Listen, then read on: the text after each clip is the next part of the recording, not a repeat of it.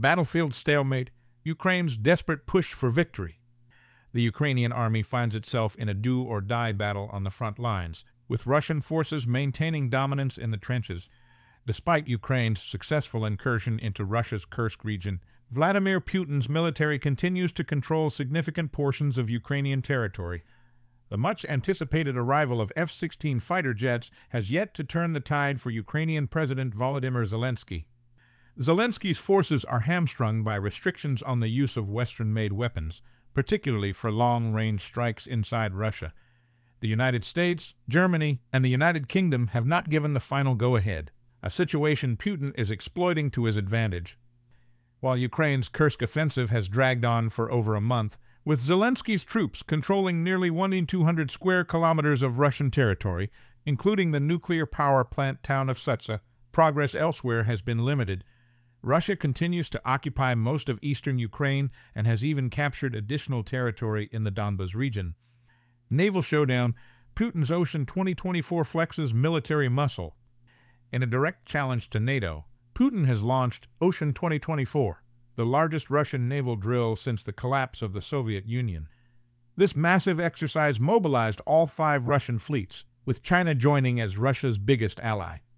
Ocean 2024 saw the deployment of at least 400 battleships, including submarines, destroyers, and frigates across the Pacific and Arctic Oceans, as well as the Mediterranean, Caspian, and Baltic Seas. Over 130 aircraft and more than 90,000 personnel participated in the week-long drills, practicing anti-submarine warfare, enemy aircraft interceptions, and live fire exercises involving a range of weapons from small arms to tactical nuclear missiles.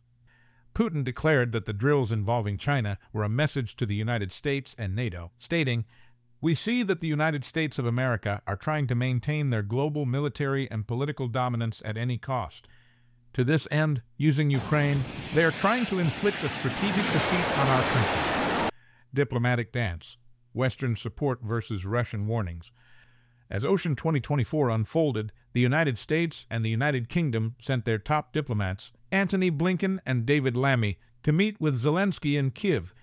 They pledged continued support for Ukraine, with Blinken emphasizing, "The United States, the United Kingdom, united for Ukraine, and not just our 2 countries. Dozens of other countries that continue to support Ukraine's success, Ukraine's victory." In response to this show of Western solidarity, Putin escalated tensions by ordering 4 Russian ships to leave the designated exercise area in the North Sea and pass through the English Channel. Russia also flew 2 strategic bombers over English Channel airspace, prompting Britain to scramble its Eurofighter Typhoons. Channel confrontation, Royal Navy shadows Russian vessels. The UK Ministry of Defense revealed that the Royal Navy shadowed several Russian naval vessels, including a Kilo-class submarine, traversing the English Channel. This operation, part of a coordinated effort with NATO allies, involved the Canadian warship HMCS Shawinigan initially escorting the Russian vessels from the Baltic Sea across the North Sea. HMS Iron Duke, a Portsmouth-based frigate, took over the monitoring duties near the Dover Strait. Commanding Officer David Armstrong stated, "These were the 4th and 5th such operations for HMS Iron Duke since we emerged from a period of intense training in July, and I am extremely proud of the professionalism and selfless dedication that my ship's company consistently display as they perform their duty." Escalating rhetoric, threats, and accusations.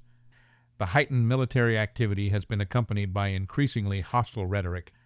Dmitry Medvedev, former Russian president and prominent Kremlin figure, issued a provocative threat to sink Britain, claiming the island called Britain is likely to sink in the next few years, and adding that Russia's hypersonic missiles could make that happen if necessary.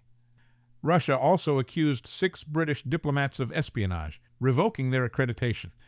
The Federal Security Service FSB alleged that the British Foreign Office was involved in coordinating the political and military situation in Ukraine, aiming for Russia's defeat in the war. Long-range dilemma, Putin's warning to NATO.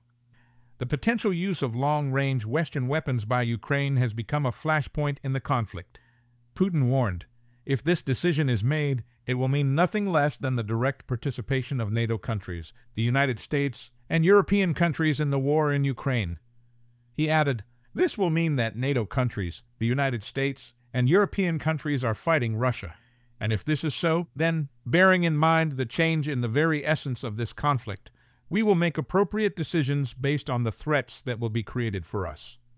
As Western leaders deliberate over allowing Ukraine to target Russian military sites with long-range missiles, the stakes continue to rise. Defense Secretary John Healey emphasized the UK's commitment, stating, "This government is committed to making the UK secure at home and strong abroad." Efforts by the Royal Navy and RAF over the last 2 weeks demonstrate their selfless commitment to protecting our national security.